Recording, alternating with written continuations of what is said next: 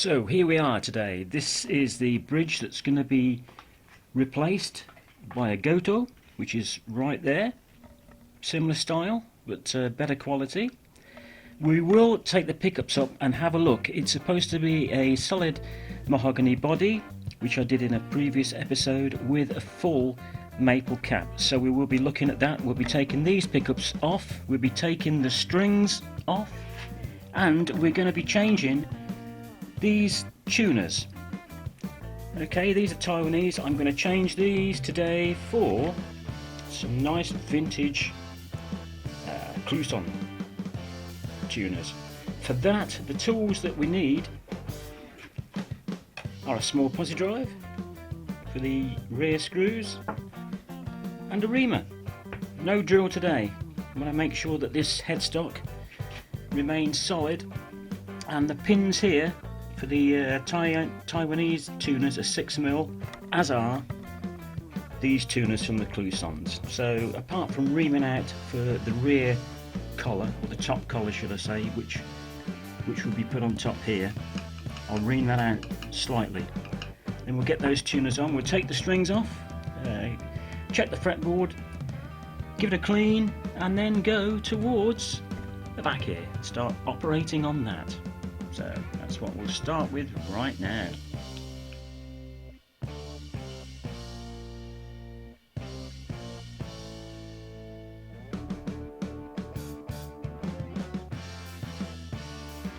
Okay, so first thing is, let's get these strings off.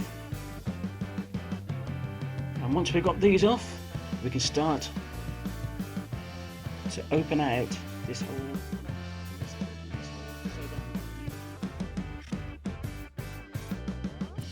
Okay, on the left you've got the old tuner supplied with the guitar. On the right you've got the vintage CHIBSON tuner, and the sleeves are a different size. You see? On the left here is the sleeve for the original tuner. On the right is the sleeve for the vintage tuner here. So you can see there's a difference in diameter. So what I have to do is ream out the top of this hole here, and that has to be done on all 6 tuners. Okay, strings off, and what I've noticed already is it's not a very cleanly cut cover plate, so I think this will come off, and I'll swap this at some point for a real Gibson one.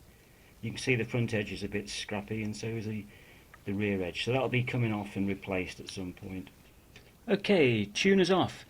Now to get the collars out, I like to just use a pencil, so I just go into the peg hole like that, so, and push, and hopefully it comes out. Yep, and it's out. That way it's safe, you're not going to damage. There you go. So just push it out with a pencil. Now it's that one is ready to be reamed, but I'll take all the rest out and then get back to you. There you go, one rough cut cover there, so that'll be switched out. Tuners taken out, and a look here at the truss rod adjustment. It's a tidy hole, but I can't see the truss rod, it must be inside, and it's normally a 4mm. Okay, I'm just going to ream out these holes now for the new collars. They're a bit small, but I use a hand reamer here, and I've marked it with tape so I don't go further than this, so that then these are a press fit. You want it to be a press fit, gentle press fit.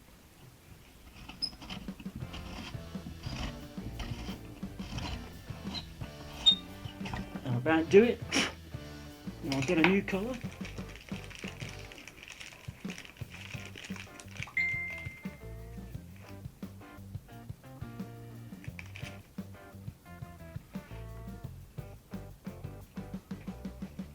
And just push it in, nice and tight. There you go, and that's how you ream out and press your new collars in. I use a bit of tape around that drill. That way you're not going to go through your headstock. And also these Cluson vintage tuners don't quite line up with the same holes, so all the holes in this case have to be re-drilled. And the vintage tuner screws, location screws, are longer than the screws supplied on this guitar, so use the same screws because the Cluson ones would go through your headstock here. Waffle backs on. They are slightly larger than the Cluson copies that were on before,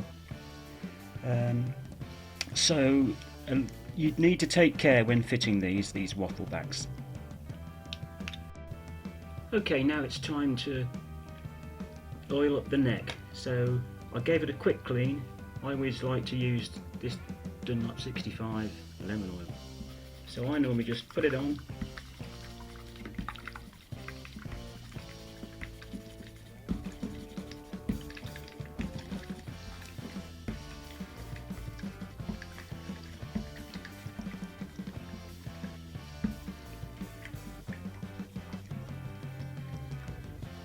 This fretboard was actually quite dry, so it does need it.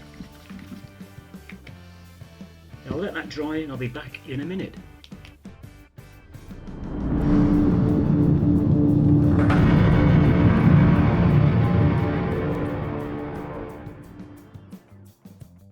Okay, I've let that oil settle for about 10 minutes, and now I'm just going to wipe off the excess.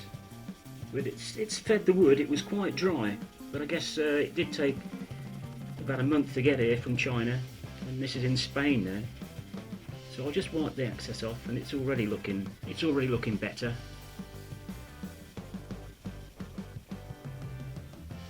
Yeah, and then I did check the frets before, but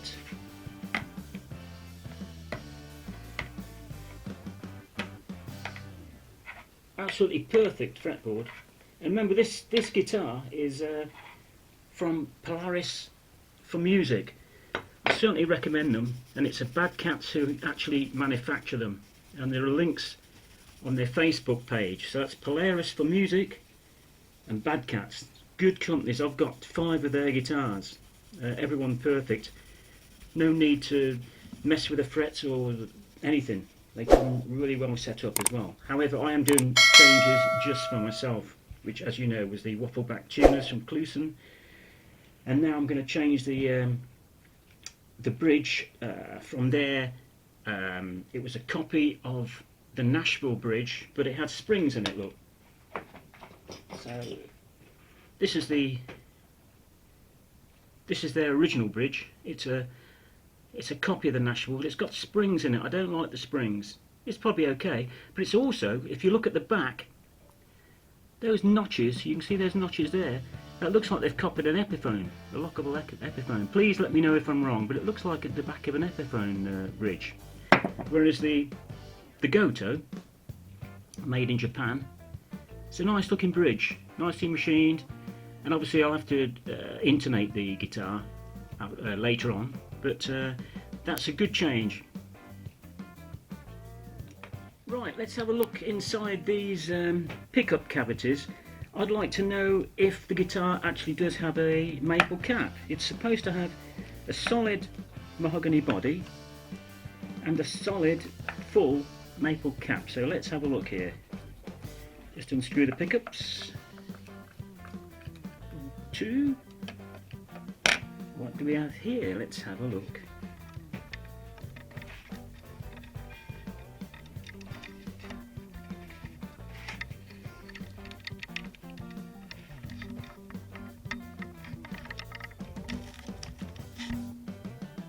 Oh yeah, that is definitely.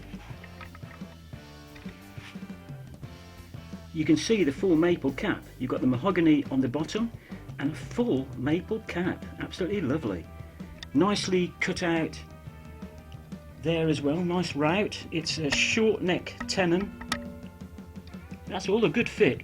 Good workmanship there. I'm really pleased about the full maple cap as well.